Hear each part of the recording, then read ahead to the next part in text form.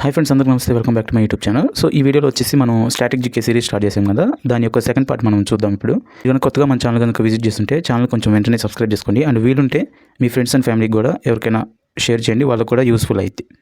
So first question మనం చూద్దాము. DIGIPIN అంటే digital portal index number.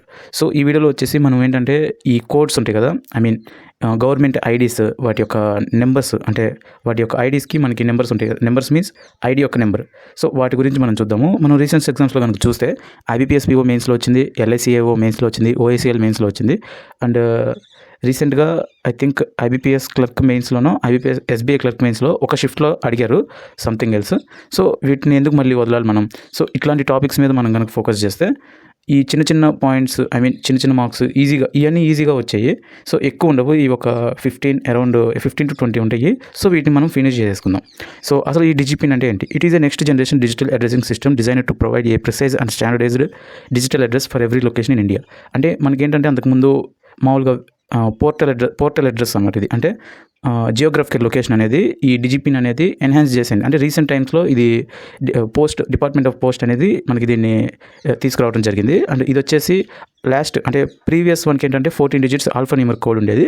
But ఇది కొత్తది, అంటే డిజిపిన్ అనేది కొత్తది. సో దీనికి వచ్చేసి 10 digit ఆల్ఫా న్యూమరిక్ కోడ్ అనేది ఉంటుంది. సో ఇక్కడ ఏం క్వశ్చన్ ఫ్రేమింగ్ ఎలా ఉంటుందంటే, ఇక్కడ డిజిపిన్ యొక్క ఫుల్ ఫామ్ ఇచ్చేసి దానికి how many digits are there in DIGIPIN అని ఇట్లా ఇస్తారు. ఓకే, అదే క్వశ్చన్ ఫ్రేమింగ్. సో మీరు ఏం గుర్తుపెట్టుకోవాలంటే DIGIPIN 10 digit alpha numeric code అనేది గుర్తుపెట్టుకోవాలి. అంటే ఎవరు రిలీజ్ చేస్తారు ఇది? అంటే డిపార్ట్మెంట్ అనమాట. అంటే ఏ డిపార్ట్మెంటు, ఏ మినిస్ట్రీ కింద ఇది ఉంటుంది అనేది మనం గుర్తుపెట్టుకోవాలి. ఇప్పుడు ఇక్కడ అలాగే IFSC code. IFSC is a unique 11 digit alpha numeric code assigned by the reserve bank of India to every bank branch in the country that participates in electronic payment systems. Okay, ఈ IFSC అంటే Indian financial system code. అంటే ఇది మనకి ఎందుకు ఉపయోగపడుతుంది అంటే, ఏదైనా మనం పేమెంట్స్ చేసేటప్పుడు ఓకే, ఆ యొక్క బ్యాంక్ యొక్క అంటే బ్రాంచ్ కానీ అందులో అంటే ఆ బ్యాంక్ యొక్క bank code, branch code, so ఇట్లా IFSCలో మనకు ఉంటాయి అనమాట. సో ఇది 11 digit ఉంటుంది, గుర్తుపెట్టుకోండి. ఇది ఎవరు ఇష్యూ చేస్తారంటే రిజర్వ్ బ్యాంక్ ఆఫ్ ఇండియా మనకి ఇష్యూ చేస్తుంది అనమాట. సో మనకి చూస్తూ ఉంటాం కదా, మన బ్యాంక్ పాస్బుక్లో IFSC కోడ్ అని మనకి ఇస్తారు. మనం ఏదైనా పేమెంట్స్ చేయాలనుకున్నప్పుడు IFSC కోడ్ కనుక ఎంటర్ చేసామంటే మనకి ఆ బ్రాంచ్ బ్యాంక్ డీటెయిల్స్ మొత్తం అనేది వస్తాయి. వచ్చేసి MMID అంటే మొబైల్ మనీ ఐడెంటిఫైయర్. ఇదేంటంటే IFSCకి ఆల్టర్నేటివ్ అనమాట. అంటే ఇప్పుడు మనం పేమెంట్స్ చేయాలంటే మనకి బ్యాంక్ ట్రాన్స్ఫర్ కొట్టాలంటే మనీ, వీటికి IFSC కోడ్, మన యొక్క బ్యాంక్ అకౌంట్ నెంబరు, సంథింగ్ ఈ డీటెయిల్స్ అన్నీ కావాలి.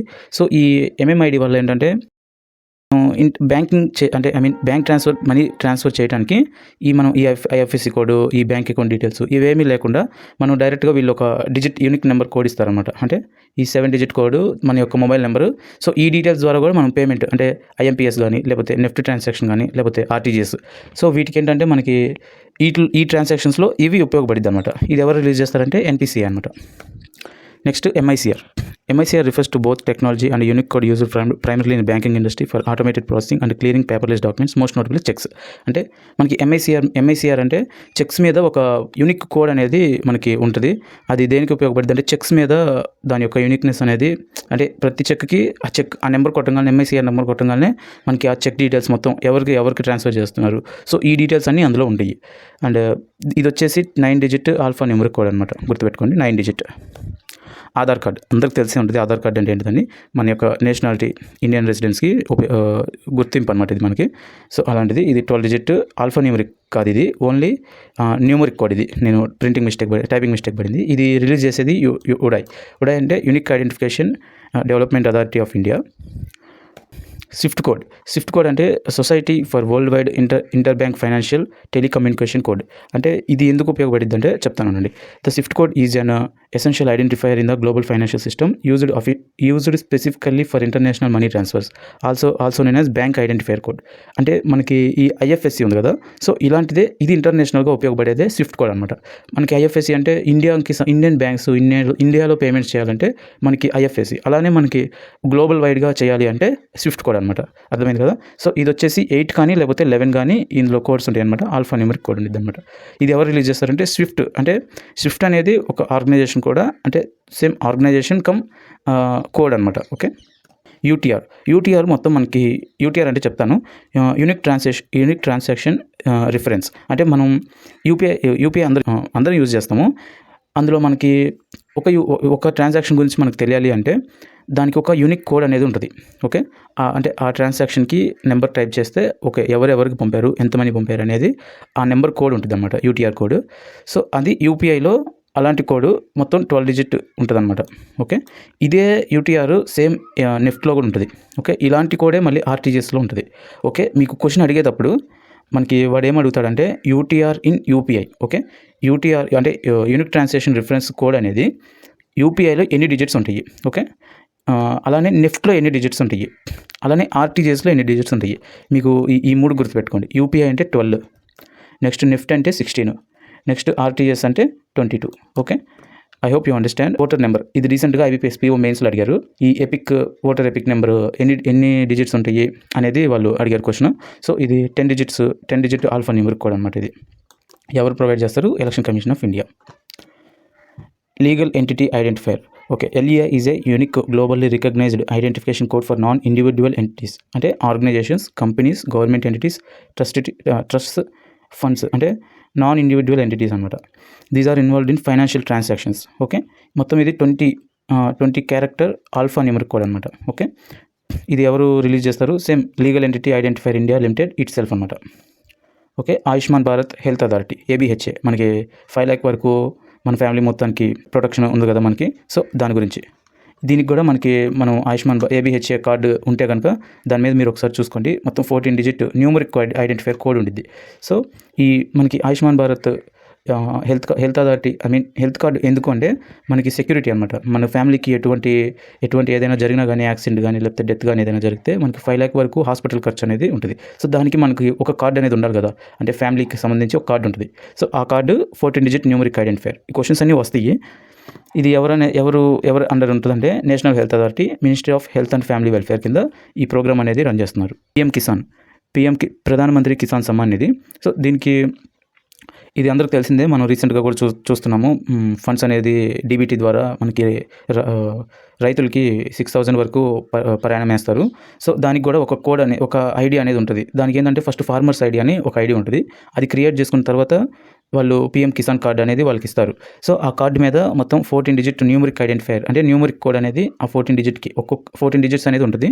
ఒక్కొక్క ఫార్మర్కి ఒక్కొక్క డిజిట్ ఒక్కొక్క కార్డు అనేది ఇస్తారు. సో యూనిక్నెస్ ఉండాలి కదా ఒక్కొక్క వాళ్ళకి, అంటే మ్యాచ్, అంటే ఎవరికి మనీ వేస్తున్నారు, సో వాళ్ళు పర్ఫెక్ట్ అతనా కాదా, తను ఎలిజిబుల్ కాదా, సో ఇట్లాంటివన్నీ తెలుసుకోవాలి అంటే వాళ్ళకి కూడా సపరేట్ నెంబర్స్, కోడ్స్ అవన్నీ ఉండాలి కదా.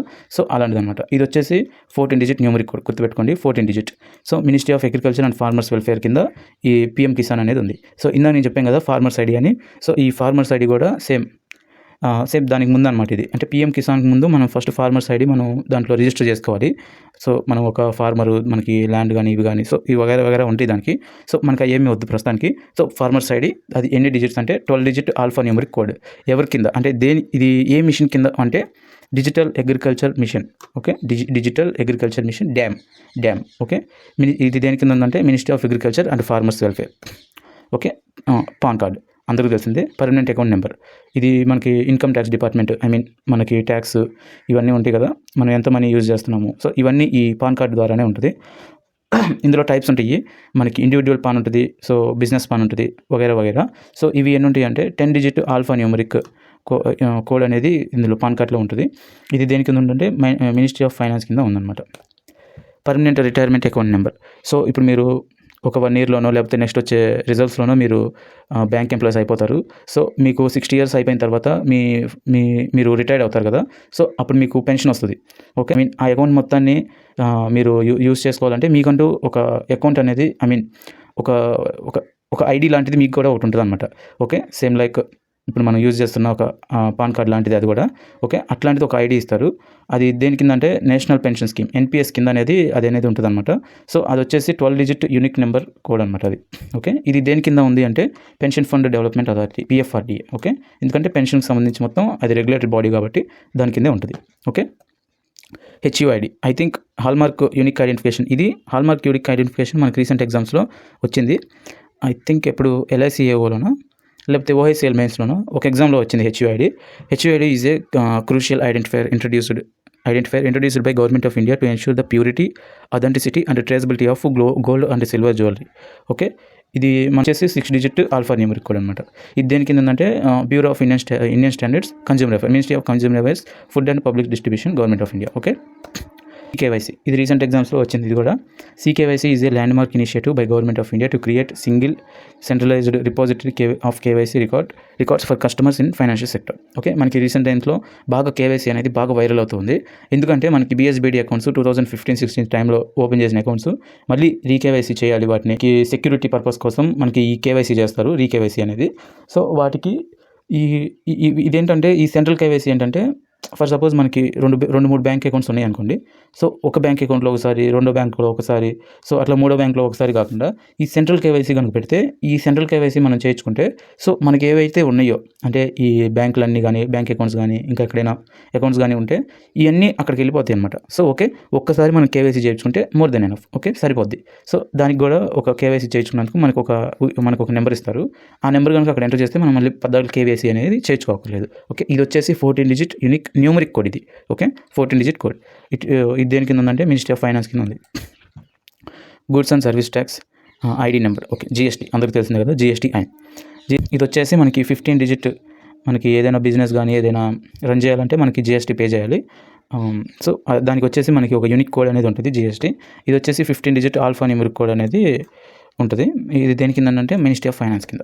ఓకే, భాషిని అంటే మనకి తెలుస్తుంది కదా, భాష అంటే లాంగ్వేజ్కి సంబంధించి, అంటే భాష ఇంటర్ఫేస్ ఫర్ ఇండియా. అంటే ఇదేంటంటే మనకి ఈ ట్రాన్స్లేటర్ అనమాట.